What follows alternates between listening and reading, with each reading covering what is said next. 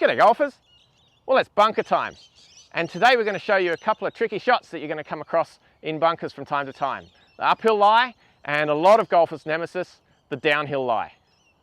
Welcome to Aussie Golf Pros.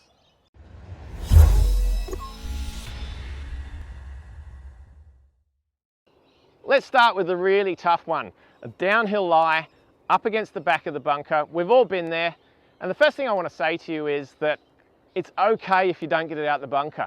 This is a really tough shot, but we're going to have a go at it. And I'm going to show you the technique that you're going to need to escape from this shot and maybe even get it up and down now and again. So as we're at the back of the bunker and on a bit of an angle, the best thing to do here is have 1 foot in the bunker and 1 foot out. So we're going to really make sure that we get a firm footing with that front foot, so you're allowed to wiggle your feet in, or wiggle 1 foot in, and so a nice firm base here. What we've got to do with this foot is rather than stand normally, we've got to get it out the way.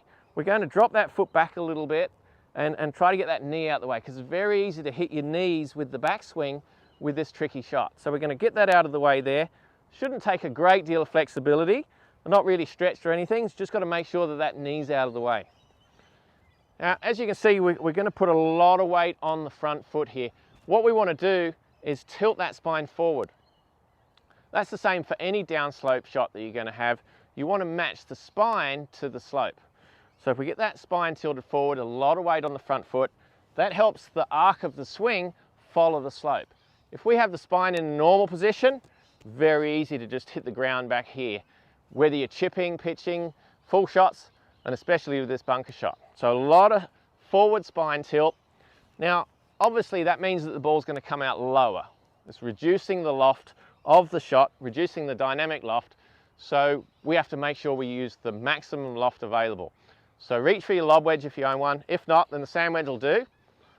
And we're going to open the face a little bit.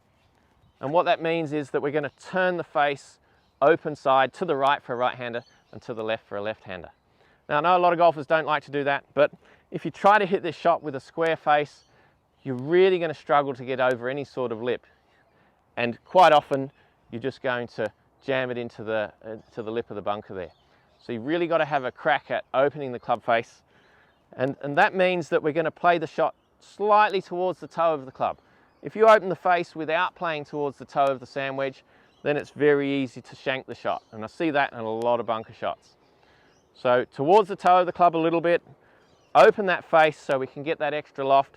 So I've got a 58-degree lob wedge here, and that's going to loft it up to around 62 or even 64 degrees. Now what that means is this is going to be a full swing. Now obviously there's some golfers out there that just don't have the strength for this shot, so that means you're just going to have to get a little bit closer to the golf ball with your entry into the sand. So let's go through that setup again. Going to wiggle that front foot in, get the back leg, get the back knee out of the way of the swing. Going to tilt that spine forward, get a lot of weight on that front foot. We're going to open the face up quite a lot. We want as much elevation as we can achieve here. But remember, we need a lot of power if we're going to do that. The other thing I'm going to do is make sure I use lots of wrist angle. Definitely don't want to hit this bank here. So to get steeper into the shot, plenty of wrist hinge and plenty of power.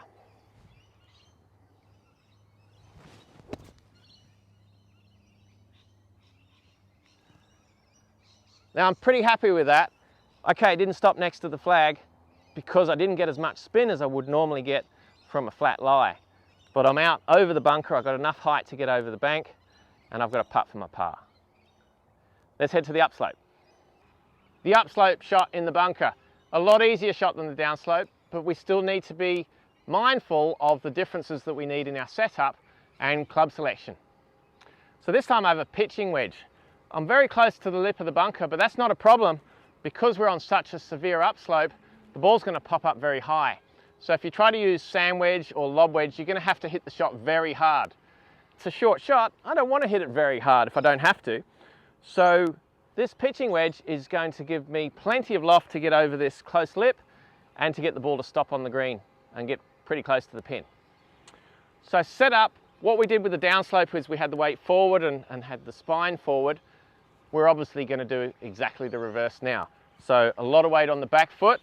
Again, wiggle that foot into the ground. Make sure you've got that firm base there. And we're going to tilt the spine this way to the back because again, we want to follow the slope. Now it's going to be a much more upward motion. Hence, we don't need that sand wedge or lob wedge. Now I'm still going to open the face, but nowhere near as much. I open the face a little bit just to add a little bit of bounce to the club.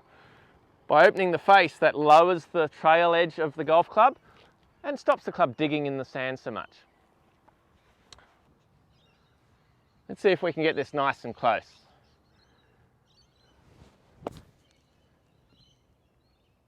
Yeah, not bad. Would have liked to get a little bit closer. But you can see here I didn't have to hit that anywhere near as hard as the downslope with the lob wedge and the open face. Yes, it's a shorter shot, but just because you're close to the lip, you don't have to panic and reach for that lob wedge. Gap wedge, your pitching wedge will do just fine. Make sure that you're tilting that spine backwards to match the slope.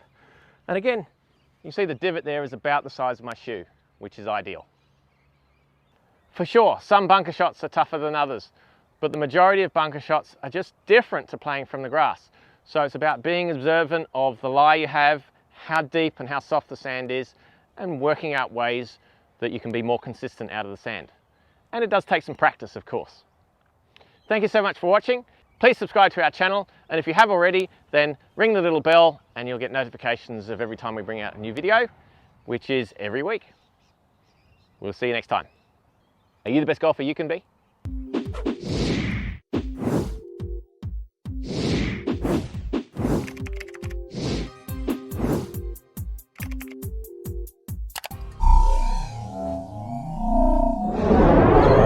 Let's see if we can get this nice and close. Tilting that spine. Oh God.